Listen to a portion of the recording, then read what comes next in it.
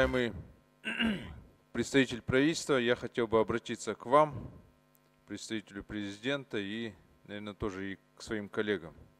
Мы в последнее время замечаем, как работают наши правоохранительные органы. Правоохранительные органы непосредственно, конечно, защищают права граждан, и они должны этим заниматься. Но в последнее время они особо рьяно занимаются экономическими вопросами. Мы очень много говорим о том, что у нас сокращаются проверки со стороны государственных органов, но в то же время увеличились проверки со стороны правоохранительных органов. И пользуясь уголовным кодексом, когда нету стадии возбуждения уголовного дела, а просто есть какое-нибудь заявление, правоохранительные органы активно, очень активно вмешиваются в экономические вопросы. Тогда как вопросы насилия, бандитизма, когда касается преступных каких-то групп, там почему-то правоохранительные органы так активно не занимаются.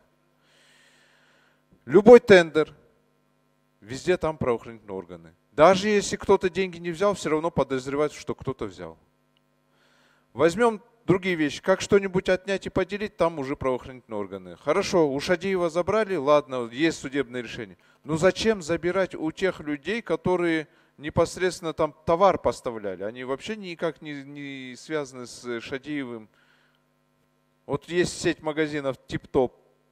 Там поставщики, наши отечественные поставщики поставляют товар, им товары эти не возвращают. Почему так? Я вот вообще не понимаю. Зачем правоохранительным органам чрезмерное такое вмешательство в экономику? Правоохранительные органы, они опора государства, опора власти. Но в то же время правоохранительные органы могут быть и препятствием для развития экономики. А у нас экономика очень маленькая. Мы сами видим, 200 грузовиков на таможне стало, у нас уже всю страну, можно сказать, трясет. В парламенте его обсуждаем. Поэтому я считаю, что к экономическим вопросам надо относиться щепетильно, а правоохранительным органам все-таки помнить, что вы иногда своими действиями можете даже быть тормозом, к большому сожалению. Спасибо.